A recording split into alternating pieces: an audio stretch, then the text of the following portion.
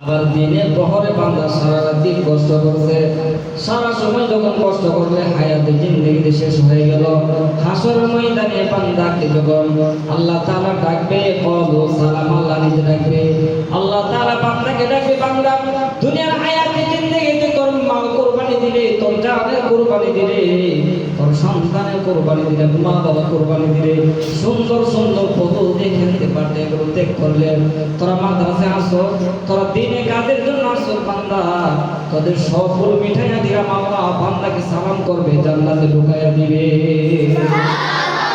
এজন্য আল্লাহর সালামে জান্নাতে যাইতে চাই, কে কে হাত উঠা? সবাই যাইতে চায়? আল্লাহ তুমি সকলকে জান্নাত বাসী বানাও, সকলে বলো আমিন। তো দেখেন কোরবানি আসতেছে, বান্দা যখন কোরবানি করবে, কোরবানি দিয়েছিলেন, ইতিহাস সর্বপ্রথম বাবা আদম থেকে কোরবানির ইতিহাস আসছে। তারপরে কোরবানির প্রচলনটা মিল্লাত আবিকুম ইব্রাহিম, পয়গম্বর ইব্রাহিম আলাইহিস সালাম থেকে প্রসিদ্ধ মাসহ রয়েছে। ইব্রাহিম আলাইহিস সালামের কোরবানি বাল্যকাল থেকে এমন এক সন্তানের ঘরে জন্ম হবে, দুইজন পয়গম্বর পৃথিবীতে আসার পূর্বে আল্লাহ রাব্বুল আলামিন দুইজন পয়গম্বর আসার পূর্বে ওহী নাযিল করে দিলেন, জানাই দিলেন। বাদশা নিজের চোখে দেখলেন যেমন একজন সন্তান আসবে, যে সন্তান আমার রাজত্বকে ধ্বংস করে দিবে। একজন ছিলেন পয়গম্বর মূসা আলাইহিস সালাম, আরেকজন ছিলেন পয়গম্বর ইব্রাহিম আলাইহিস সালাম। দুইজন যখন দুনিয়াতে আসবে, বাদশা স্বপ্নে দেখলেন একজন ব্যক্তি আসবে যার কারণে আমাদের রাজত্ব ধ্বংস হয়ে যাবে। দুইজনের পরিত্যক্ত দুই দুনিয়া কি পরিস্থিতি ছিল, যে কিভাবে সন্তান নিয়ন্ত্রণ করা যায়, সন্তান দুনিয়াতে আসতে দিবে না। আল্লাহ পাক রব্বুল আলামিন এমন পরিস্থিতি পাঠাইলেন। একজন উজির ছিল, একজন মন্ত্রী ছিল, যার নাম ছিল আজর। নাম শুনছেন সবাই? আজর নাম শুনছেন না? ইব্রাহিম আলাইহিস সালামের বাবার নাম কি ছিল? আজর কি ছিল? আজর ছিল। কিন্তু কাজটা কি ছিল? মন্ত্রী, সবার মন্ত্রী ছিল। আবার দেখা যায় দেবতা বানাইতো, বাজারে বিক্রি করতো। এমন একজন ব্যক্তির ঘরে আবার সন্তান দিলেন, নাম ছিল, সন্তানের নাম কি? ইব্রাহিম আলাইহিস সালাম। সন্তানের নাম কি? ইব্রাহিম আলাইহিস সালাম। পয়গম্বর ইব্রাহিম দুনিয়াতে আল্লাহ পাঠাইবেন। এমন সময় সমস্ত সন্তান নিয়ন্ত্রণে জন্মালে সন্তান দুনিয়াতে আসতে দিবে না। লম্বা ধরে ইতিহাস, আজরের ঘর পয়গম্বর ইব্রাহিম জন্ম হলেন। সুন্দর বাচ্চা নমরুদের দরবারে নিয়ে আসলেন। নমরুদ মহারাজ, আপনি দেখেন এই সন্তানটাকে করা যায়, দুনিয়াতে রাখা যায় না, দুনিয়াতে বিনষ্ট করা যায়। আল্লাহ রাব্বুল আলামিন নবীদের চেহারা এমন সুন্দর, প্রত্যেক হালতে সন্তানদের, প্রত্যেক হালতে পয়গম্বরদের চেহারা এমন সুন্দর ছিল, মানুষ যখন পয়গম্বরদের চেহারা দেখতো সাথে সাথে মুসলমান হওয়া শুরু করে দিল। সুবহানাল্লাহ। পয়গম্বরদের চেহারার ভিতরে সুন্দর ছিল, কথার ভিতরে তাদের ভিতরে মজা ছিল, তাদের আচরণের মধ্যে ভালো ছিল। ওয়া ইন্নাকা লাআলা খুলুকিন আযীম। বান্দাদের এমন চরিত্র ছিল, পয়গম্বরদের এমন সুন্দর চেহারা ছিল, সুন্দর আচরণ ছিল, সুন্দর মানুষ ছিল। তো বাচ্চাটা তখন নমরুদের দরবার নিয়ে আসলো, মনে এটা ধ্বংস করা যাবে না, দেখতে বড় সুন্দর দেখা যায়, ধ্বংস করা যাবে না, মারা যাবে না, তাকে রাখো।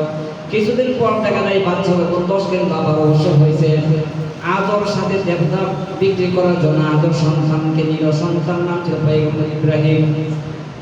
ইব্রাহিম আলাইহিস সালাম জুরি কিংবা হাড়ি পাতিল কোনো কিছুর ভিতরে মূর্তি ঢুকাইয়া বিক্রি করার জন্য নিছে।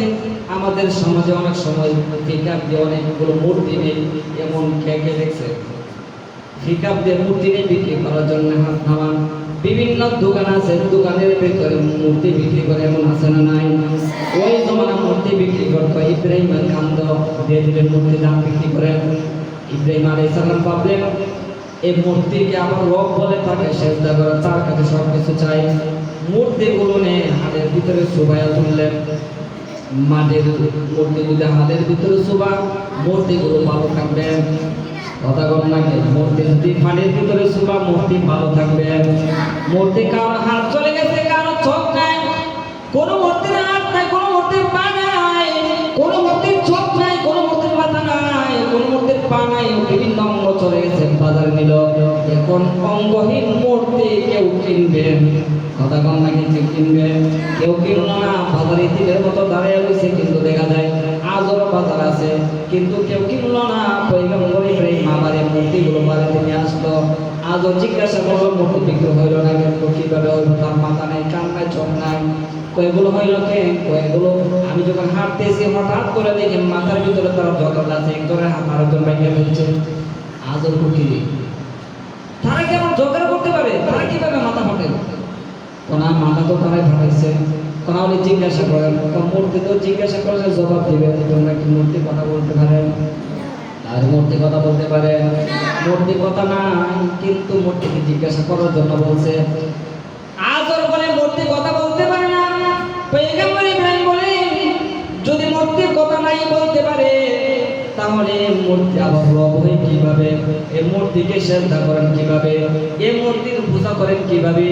সুতরাং এই মূর্তিকে সেজদা করা যাবে না, সেজদা একজনকে করতে হবে। তিনি নাম কি? আরো ধরে বলে তিনি নাম কি? মূর্তিকে সেজদা করা যাবে না। আজর বলে খাইছে আমার গরুইটা আমার সন্তান, যে সংসারে সবচেয়ে দেখছিল নমরুদ, কিন্তু দেখা যায় সন্তানটা আমার ঘরে। কিছুদিন যাওয়ার পরে আল্লাহ তাআলা ওহী নাযিল করলেন। আল্লাহ তাআলা গায়েবী ভাবে আল্লাহ পয়গম্বরের দোস্ত পয়গম্বরকে ওহী পাঠাইলেন, গায়েবী আওয়াজ দিলেন, ইব্রাহিম সকাল সন্ধ্যা যাকে বুঝো তোমাকে তুমি দুনিয়াতে পাইবা না। সকাল সন্ধ্যা যাকে বুঝো আমি আল্লাহ তোমার সাথে আছি। লা তাহজান ইন্নাল্লাহ মা'না, আপনার কোনো ভয় নেই, আপনার কোনো চিন্তা নেই, আমি আল্লাহ, আমি রব আপনার সাথে আছি। সুবহানাল্লাহ। যার সাথে আল্লাহ আছে তার কোনো ভয় আছে? এরকম ভয় আছে? ভয় নাই। এমন সময় দেখা যায় যখন কিছুদিন যাওয়ার পরে মা গিয়ে বলতেছে, মা বলুন তো আপনাকে কে বানাইছে? ও আরে আমার বানাইছে তোর বাবা। ওকে বাবাকে কে বানাইছে? ও বাবাকে তোর দাদা বানাইছে। তোর দাদারে কে বানাইছে? তোর দাদা বানাইছে। কয়েকটা বানাইছে। আসলে কি মারে বাপে বানা? কথা বানাকে মারে কি বাপে বানা? সন্তানদের বাপে বানা। আমাদের হায়াত দাতা আমাদের বানানো নাম কি? নাম কি? আল্লাহ আমাদের হায়াত দাতা, আমাদের চক্ষু দাতা, আমাদের সব কিছু কে দেন? আমাদের সুস্থ করেন কে? আমাদের অসুস্থ করেন কে? আমাদের বীর বাড়ায় দেন কে? আমাদের সৌন্দর্য দেন কে? আমাদের কণ্ঠ দেন কে? আমাদের রিজিক দেন কে? সব কিছুর মালিক কে? আল্লাহ সব কিছু আমাদেরকে দেন। ইব্রাহিম আলাইহিস সালাম বললেন, মা যদি বানাই তাহলে আপনাকে বাবা বানাইছে, বাবাকে দাদা বানাইছে, এরপর লাস্টে যে হেরিকে বানাইছে। কয়েকগুলো জবাব দেওয়া যাবে না, কাম্মা তুই লাইলে রে। আদর বুঝতেছি কামটা করলো কি? এই কামটা তো আমার শেষ করে দিছে। আবার কিছুদিন পরে বাবারে জিজ্ঞাসা করে, বাবা এই যে সব কিছুর মালিকের মূর্তি বানাইছে, তো মূর্তি কে বানাইছে? মূর্তি আজরে বানাইছে। আর আজরে কে বানাইছে? কোন মূর্তি বানাইছে? তো একের পর এক যুক্তির কোন শেষ নাই। সকলে মিলে একটা আয়োজন করলো, একটা মিটিং করলো। এখন কি করা যায়? এখন কি করা যায়? একটা মিটিং করলো। মিটিং এর ভিতরে সিদ্ধান্ত হইলো ইব্রাহিমকে কিভাবে ধ্বংস করা যায়। ধ্বংস করার জন্য বললেন কিছু উলঙ্গ মহিলা সেখান থেকে গান নাচ হবে, সেখানে ইব্রাহিম আলাইহিস সালাম আসবে। যদি পয়গম্বর ইব্রাহিম আসে তার ঈমান চলে যাবে, তাকে ধ্বংস করা যাবে, সেভাবে কোনো সমস্যা নাই। তার সিদ্ধান্ত কোনো সিদ্ধান্ত হইল না। শেষ পর্যন্ত ইবলিস আসলো। ইবলিস সর্বপ্রথম সর্বপ্রথম গানের জন্য সর্বপ্রথম অনুমতি এবং পরামর্শ দিলেন ইবলিস। এখনো যারা গানের প্রচার প্রসার করে, গানের কনসার্ট করে, গানের কনসার্ট করে, এগুলো কনসার্টের সর্বপ্রথম আবিষ্কারক কে? আরো জোরে বলেন কে? এই জন্য এখনো যারা গান করে হয়তো হরিচার খালাতো ভাই, নাইলে মামাতো ভাই, আর নাই ফুফাতো ভাই, আর না হলে একদম ঘনিষ্ঠ কোনো বন্ধু হবে, ঠিক কিনা? আরো জোরে বলেন ঠিক কিনা? সর্বপ্রথম আবিষ্কার করছে, তার পরামর্শ দিচ্ছে ইবলিস। শেষ পর্যন্ত কনসার্ট কিছুদিন পর চলে গেল, যাওয়ার পরে ইব্রাহিম আলাইহিস সালাম বলেন, আমি অসুস্থ, আমি যাইতে পারবো না, অসুস্থ বান্ধব গেলেন না। পয়গম্বরের এই সুন্দর আচরণ দেখে সমস্ত মানুষ কিছু যুবককে ফিরে গেছে। কিছু যুবক তার আচরণ দেখে মুসলমান হয়, কিছু যুবক তার চেহারা দেখে মুসলমান হয়, কিছু যুবক তার কণ্ঠ শুনে মুসলমান হয়, কিছু সুন্দর তার সুন্দর আচরণ দেখে মুসলমান হয়। মুসলমানের সংখ্যা বাড়তেছে। নমরুদ শেষ পর্যন্ত সিদ্ধান্ত নিল তাকে দুনিয়া থেকে বিনষ্ট করা যায়, বিদায় করা যায়, কি করা যায়। এমন মুহূর্তে শেষ পর্যন্ত নমরুদের দরবারে আনলেন। আনার পরে বললেন, ইব্রাহিম তুমি বলো তোমাকে কি করা যায়, হয়তো ধর্ম ত্যাগ করো, আর না হয়তো আমাদের কাছে তুমি চলে আসো। ইব্রাহিম আলাইহিস সালাম বললেন, আপনি কি পারেন? সব কিছু পারেন নাকি? কান্দে সব পারে। দুইজন লোককে হাজির করাইলেন, একজনকে দুনিয়া থেকে বিদায় করে দিলেন, আরেকজনকে হালাস করে দিলেন, মুক্ত করে দিলেন। ইব্রাহিম আলাইহিস সালামকে বললেন, ও ইব্রাহিম আমি তো হায়াতের মালিক, আমি তার বাঁচায় রাখছি, আমি তো মতের মালিক, তাকে আমি কি মারছি? আচ্ছা বলো, এটা কোনো গাধাও কি বিশ্বাস করবে? হায়াতের মতের মালিক নমরুদ একজনকে বাঁচাই দিছে, আরেকজনকে মুক্ত করে দিছে। ইব্রাহিম আলাইহিস সালাম মাথাকে নমরুদের মাথার মতো, আরে মন বলদ মারা মাথা। ইব্রাহিম আলাইহিস সালাম বলে, বলো যদি তুই তোর মাথা যদি এমন বলা হয় না, কেমন মাথা হয়ে থাকে? সূর্য প্রত্যেক দিন পূর্ব দিকে উঠে পশ্চিম দিকে যায়, তুই যদি খোদা হয়ে থাকস তাহলে পশ্চিম দিকে সূর্য উঠাইবে, পূর্ব দিকে সূর্য ডুবাইবে। নমরুদের বাবারও ক্ষমতা আছে। আরে এটা কি খোদা না হুদা? হুদা না, হুদা মানে কিছুই নাই। ওইটা তো খোদা না, ওইটা হুদা, আর কোনো কিছুই নাই। এই পরামর্শ শেষ পর্যন্ত এমন সিদ্ধান্ত নেওয়ার পরে ইব্রাহিম আলাইহিস সালাম শেষ পর্যন্ত ইমানের উপর। আবার এখন দ্বীনের দাওয়াত নমরুদকে দেও।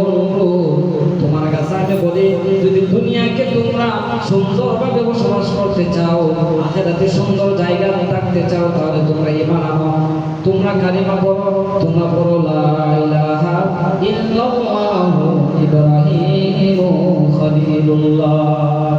ইব্রাহিমের উপর ঈমান আনো, তোমরা দুনিয়ার কোনো কিছু আর করতে পারবে না। নমরুদ খাইছে এতদিন আইনের কাছে সাথে মাথার দাওয়াত দিয়েছে, আমার দিনের দাওয়াত দেয়, দুনিয়াটা আর তাকে রাখা যাবে না। শেষ পর্যন্ত সিদ্ধান্ত হলো, বিশাল বড় গর্ত করলো, গর্ত করে সেখানে অনেকগুলো লাকড়ি জমায়েত করায়, সেখানে আগুন ফেলে নিক্ষেপ করা হবে। আগুন ফেলে নিক্ষেপ করার জন্য সিদ্ধান্ত হয়ে গেল। বহুদিন জাল দেওয়ার পর আগুন এত উত্তপ্ত হয়েছে, বহু আকাশের উপর দিয়ে যদি কোনো পাখি চড়ত, বিরাট হয়ে নিচে পড়ে যেত, আশেপাশে ঢোকার মতো কোনো সুযোগ ছিল না। চুরিতে বিভিন্ন ধরনের আইটেম দিয়ে সেখানে ফালানো হয়তো।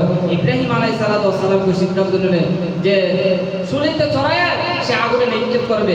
ইব্রাহিম আলাইহিস সালাম সিদ্ধান্ত হলো যে আমি সব কিছু মানতে পারি, আমি বাতিলের কাছে মাথা নত করতে পারি না, ঠিক কিনা? আর করতে কিনা? ইব্রাহিম আলাইহিস সালাম সিদ্ধান্ত নিলেন, আমার রবের সিদ্ধান্তে আমার আল্লাহ যা বলবে সেটাই বলবে। দুনিয়া সব কিছু পরিত্যক্ত করে যদি আমার রবের স্বীকৃতির জন্য আমার জান দিতে হয়, আমার মাল দিতে হয়, আমার জীবনকে কোরবান করতে হয়, আমি এক মুহূর্তের জন্য আমার রবকে আমি ছাড়তে পারবো না, ঠিক কিনা? দুনিয়ার বুকে নিজের ঈমান রাখতে গিয়ে, নিজের আমল ঠিক রাখতে গিয়ে সব কিছু পরিত্যাগ করে যদি আমার ধর্ম, আমার ইসলামকে পরিত্যাগ করার জন্য সব কিছু বিসর্জন দেয়, এর জন্য আমরা প্রস্তুত আছি তো ইনশাআল্লাহ। তো মুহতারাম হাজিরিন, কুরবান করলেন ইব্রাহিম আলাইহিস সালাম, সব কিছু পরিত্যাগ করলেন, আগুনের জন্য সিদ্ধান্ত নিলেন, আমি আগুনে নিক্ষেপ হব, নমরুদের কাছে মাথা নত আমি করব না, আগুনে নিক্ষেপ হবে। এমন সময় জিবরাইল আমিন উপস্থিত হয়ে গেলেন। জিবরাইল আলাইহিস সালাম বললেন, ইব্রাহিম তুমি যদি চাও আগুন এক ফু দিব, সারা দুনিয়া থেকে ছড়াই দিব। ইব্রাহিম আলাইহিস সালাম কোনো কথা বললেন না, চুপ রইলেন। আবার আরেকজন আসলে ফেরেশতা এসে বলতেছে, আপনি যদি চান আগুনগুলো ধূলিসাৎ করে দিব। জিবরাইল আলাইহিস সালামের তার দেহ কত বড়, 600 পাক আছে। জিবরাইল আমিনের দেহ কত বড় যে জিবরাইল আমিন যদি নিচে যদি পা লাগে, তার হাঁটুটা প্রথম আকাশে থাকে। সুবহানাল্লাহ।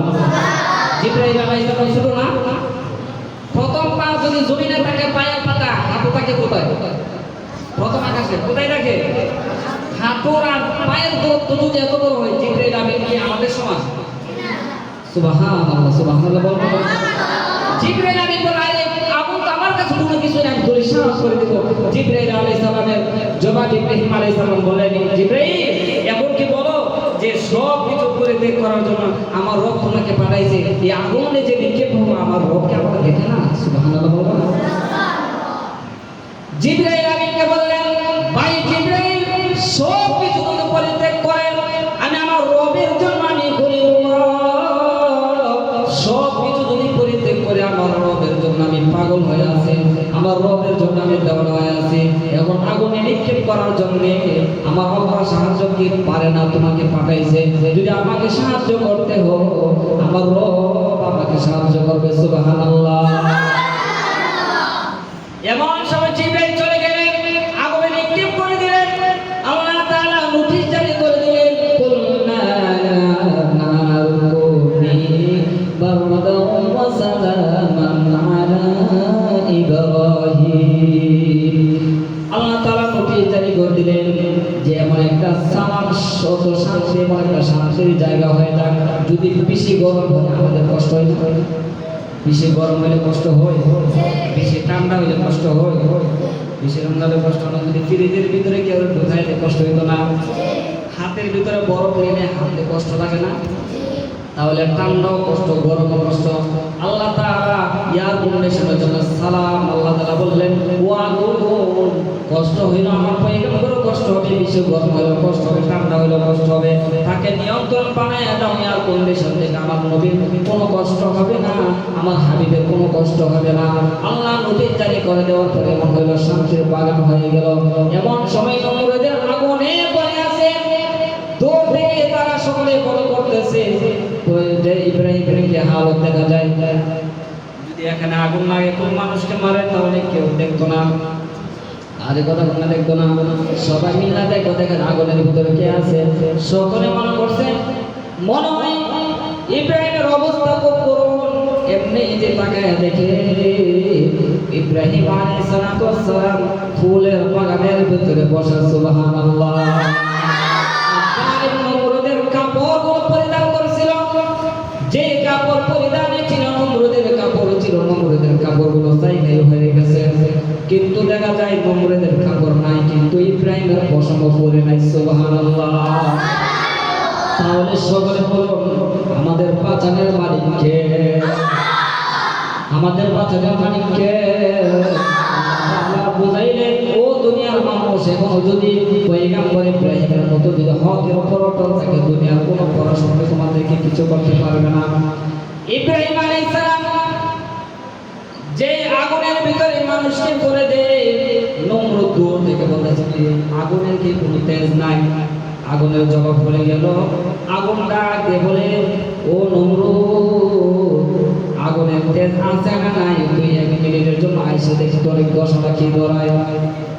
নমরুদ ভিতরে যাইব, আরে নমরুদ আগুনে যাইব, নমরুদ গেল বাবারে বাবা কামনা করলো কি? তাহলে বোঝা গেল বিভিন্ন সময় পরীক্ষা আছে না নাই? আরে পরীক্ষা নাই না আছে? ওই সময় আগুন নিবানোর জন্য যেহেতু সময় অনেক সময় গেছে, আগুন নিবানোর জন্য একটা পানির দরকার হয় না, আগুন কেস দিয়ে দিবে, পানি দিয়ে না? তোমরা এদিকে আগুন কি দিয়ে দিবা? তোমরা এদিকে পানি দেয়া, আগুন কি দিয়ে দিবা? পানি দিয়ে না? আগুন নিবানোর জন্য সকলে চেষ্টা করতেছে, আল্লাহর হাবিবকে আগুনে ফেলাই দিতে। যারা বলতে বলতেছে তারা তো অনেক পাগল। সাথে একটা ব্যাংক গেছে, ব্যাংকের পানি দিয়ে বিশাল আগুন নিতে, এই বিশাল আগুন ব্যাংকে যদি প্রস্তাব করে দিয়ে নিবে দেবো, নিবে না। ব্যাংক তাও সামর্থ্য মতো চেষ্টা করছে, তার যতটুকু চেষ্টা ততটুকু করছে। আল্লাহ রাব্বুল আলামিন এই ব্যাংককে হাসর ময়দানে, হয়তো কোনো কোনো বর্ণনা আছে ব্যাংকের আকৃতি জান্নাতে যাবে, কোনো কোনো বর্ণনা আছে ব্যাংকে মানুষের আকৃতি বানায় আল্লাহ জান্নাতে দিয়ে দিবে। সুবহানাল্লাহ। এই জন্য আমরা এত বড় হই, আমাদের চেষ্টা এত করে থাকবো, ঠিক না? তাহলে আমাদের প্রত্যেকের চেষ্টা অনুযায়ী আমরা কোরআনের ভিতরে মেহনত করতে হবে। চেষ্টা অনুযায়ী কি করতে হবে?